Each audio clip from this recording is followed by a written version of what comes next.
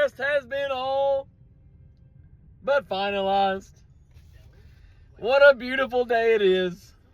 1 week closer to having our Space Quest members solidified for sure. But until then, it is none other than the Finessegiving, my annual video to talk about how inept you guys are. While we talk about fellowship, family, and dry turkey. Welcome, gentlemen of Sovereign Enclave. It's a true pleasure to once again stand in your great company. Your esteemed company, even. This is the Finessegiving episode. Cockadoodle, give me your players. With your host, the Trash Bag, aka the Late Night Bandit, aka the Spaceship Commander. I'm part of the team that sends some of our players off into space for the Constellation bracket, also known as the Calder Invitational, which will again hold its name true this season. Last week was quite a week. Alex actually already just scored again on Evan's Dome, but the Trash Bag had 140. And I lost by over 40 to Alex. It's just not a sustainable week, but boy, did it happen. And you can't take that from that man. Alex sort of pushed Evan closer to the gates of the space shuttle, while Skeet kind of moved away from the gates of the shuttle. But yeah, you know what? I mean, that's what we got. Storyline number one. I just don't know how much longer I can keep doing this. Jameis Winston's Winter Wonderland confirmed the Steelers' true identity. The fraudulent activity in which the Steelers have been partaking in. At first the game was drier than a Diddy party before the Costco run, but then the snow started coming down. I couldn't see my screen, right? I couldn't see my screen. There was white stuff all over my screen. Carlo John Belushi having cocaine all over the place. That's what it looked like. It looked like cocaine all over the place. You quite literally couldn't see the screen. And Jameis Winston and his Winter Wonderland party, he really took it to the Steelers' steady pace. But yeah, storyline number 2. The Daniel Jones saga is a wild one. And I don't know how many times I have to keep saying this. They really let Saquon Barkley walk to keep Daniel Jones, only to release him very soon after. Look at this cop. Look at this cop trying to play ball, trying to interrupt my podcast. Y'all see that? Y'all see him? Look, about as inconspicuous as a giraffe at the mall. So yeah, I mean, it's insane. My man, his week here, for once, you guys might have had a better week than an NFL player.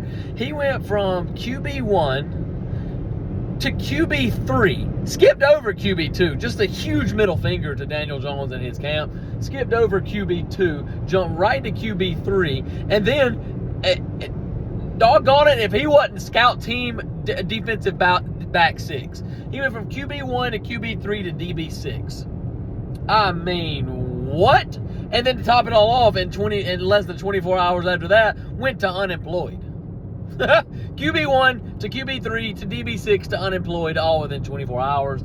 So kind of a bit of a crazy ride there for Daniel Jones. Calling Henry Ruggs on having a crazy ride. Storyline number 3. Wait, Alex's team just scored again. Storyline number 3 is Alex's team just scored again. I mean, Alex was really packing heat this week. No Michelle Obama on packing heat. That man was he was hitting Evan from the back, from the side, steady pace, no diddy, all for like 36 straight hours. So crazy stamina on Evan's Dome.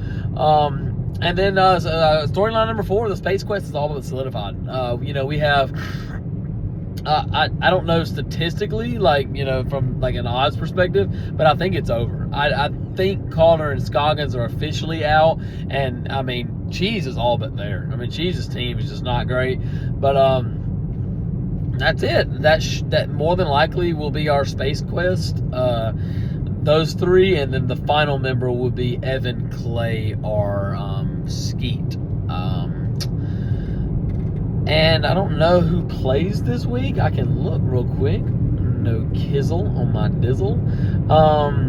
But oh boy. Okay, Clay plays Evan. Clay's 6-6, and Evan's gonna be 5-7. So if Evan wins that game, it gets real muddy. If Evan wins that game and Skeet loses, it gets real muddy for Team Skeet. But yeah, we got if Clay wins, he'll be 7-6, and the worst record he could have at that point is 7-7. With a loss next week, and I think even that would get you in. So Clay is almost win you're in, and Evan, if Evan were to lose, he's kind of scoreboard watching between Skeet and myself. But we'll jump to the normals of the podcast of this Finessegiving episode, and we'll start with one of the crowd favorite.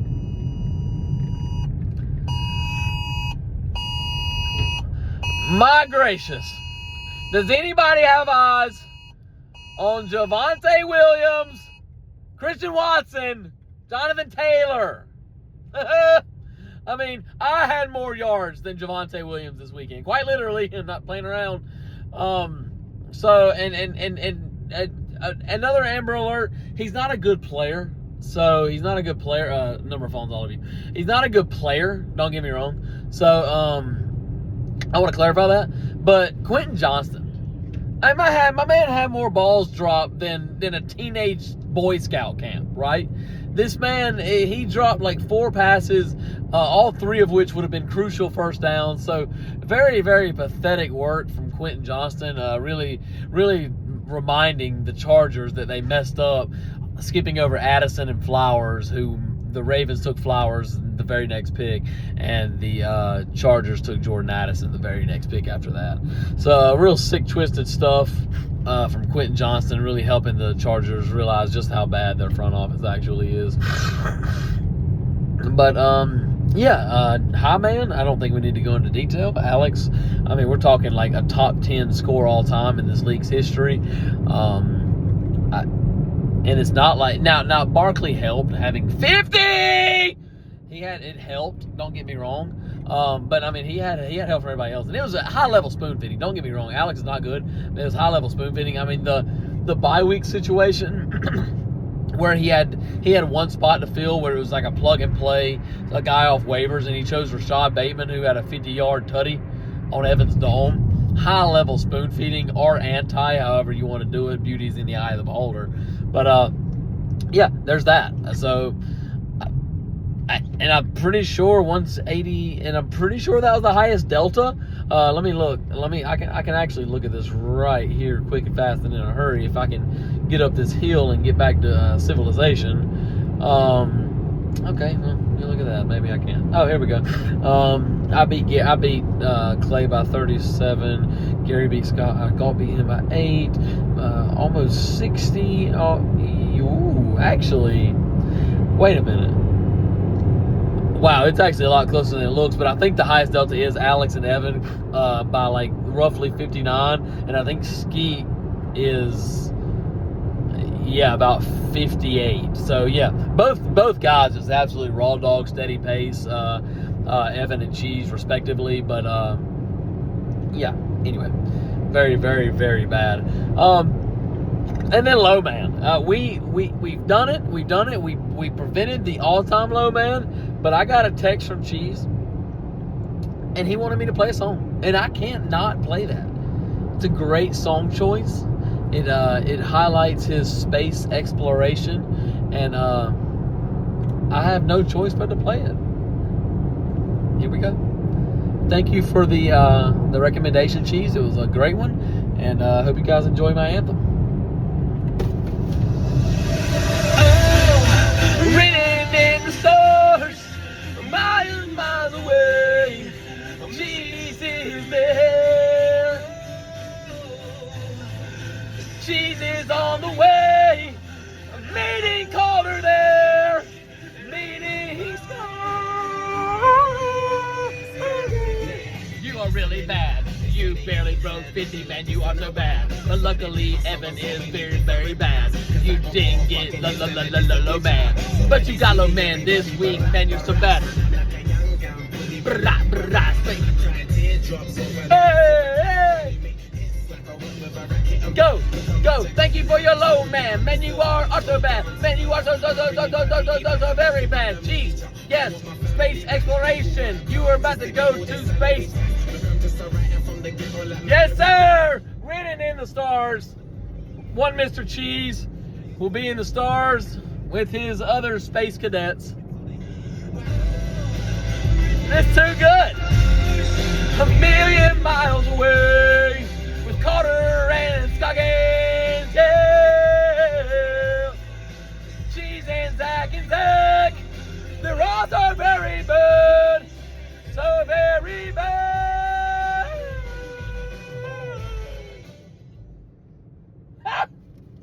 What an incredibly bad effort from Cheese, but I do appreciate the anthem in which he allowed me to perform.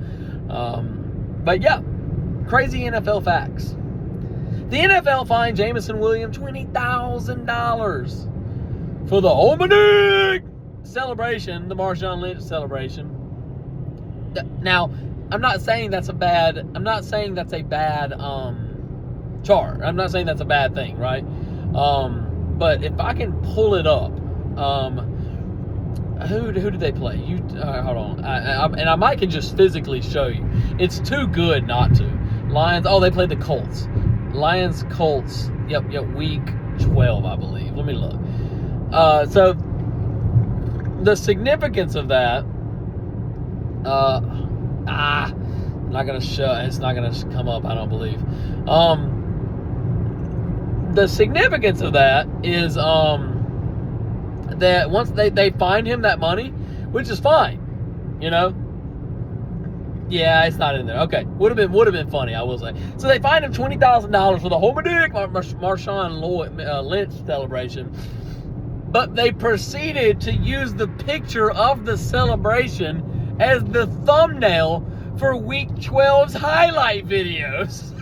It's like, hey, appreciate the cash, but it's kind of funny so we can get more views. Roger Goodell, you're a sick, twisted fiend. Honestly, you should repent. Find God, brother. My man spends more. He tries to collect more money than our U.S. government.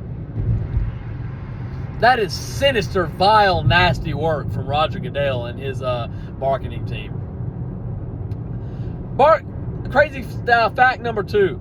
Barkley scored more points than every single one of Cheese's positions players combined. Holy cow, you are bad. And then one more crazy fact. Barkley had more total yards over the last 2 games than the Jags and Jets had combined as a team. My gosh. Ship them off to Shanghai, because I mean the level of ineptitude, it just runs deep. Real sick, twisted, maniacal stuff there to be for one human to outscore 2 entire teams. 9/11 level postal. Gibbs, Saquon, Mahomes, Jacobs, and Cortland Sutton. Didn't think I'd see that here. Scoggins isn't going to be a huge fan of that one, I wouldn't imagine. But the most pathetic teams, I have 1, 2, 3, 4, 5. Yeah, 5. Nothing to see here. Nothing. It's crazy. The Steelers. The Steelers. My gosh. I guess it just goes back to Arthur Smith. I have no idea. But like I said, you go into Jameis's Winter Wonderland house and you get dog walked by Jameis Winston. My man out here doing front flips into the end zone on your dome, mind you. I mean, I gotta think it's Arthur Smith. They just don't really have an identity. No Bruce Jenner. I just don't think he knows what he's doing. No Joe Biden. So I don't know. What do you want me to say? The Cardinals, 16-6 to the Seahawks. I mean, you're talking about a team that's just not. You're talking about a team that's not good, right? They're just not. I mean, talk about. It's just pathetic. It's just pathetic, dude. I mean, and I've got people, and you got Trey McBride who gets absolutely just peppered with targets, but he doesn't get touchdowns. I think his only touchdown this season is a rushing touchdown. So I don't know what it is about that. I don't know if it's Kyler Murray's ineptitude. I don't know if it's like they just don't draw him up plays in the end zone thinking like, oh, all this is going to go to the tight end. I have no idea. But, I mean, the Seahawks aren't very good either. In this game, I mean, my goodness, I've been to funerals more exciting than this game. Yeah, I think the final score is 16-6, but it's neither here nor there. Boom, the Commanders. I think we're finally seeing that the Commanders are frauds. The frauds, they're who we thought they were. And you know, they played decent at first, but losing at home to the backup QB-led Cowgirls is just vile work. It's just sick. I mean, they're just beginning to look like frauds, and I think we're seeing that. Call no State Farm Insurance, I'm beginning to look like frauds. The Bears. These jokers find ways to lose games in the most impressive and just laughably bad ways I've seen.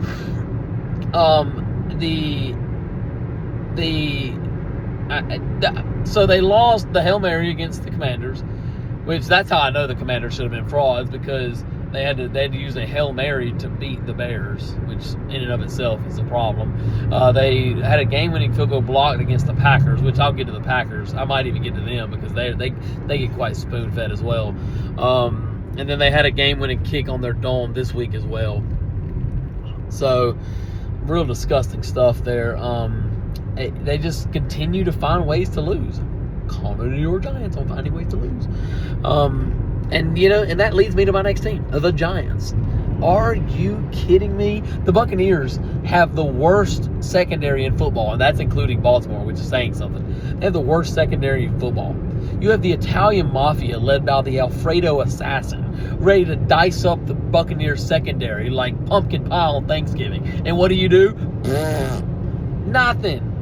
You lay an egg.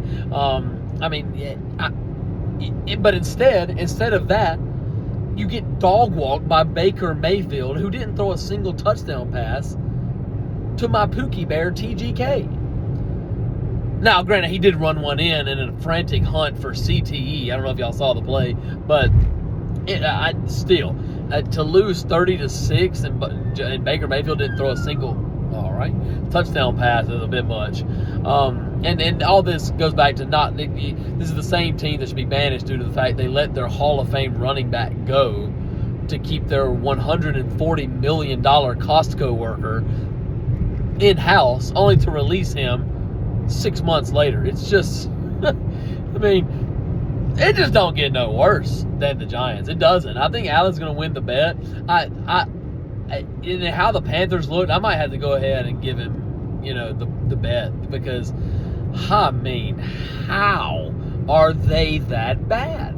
The Panthers are awful, and they look substantially better than the Giants. It's insane. I never thought I'd be to that point, but yeah, I don't know.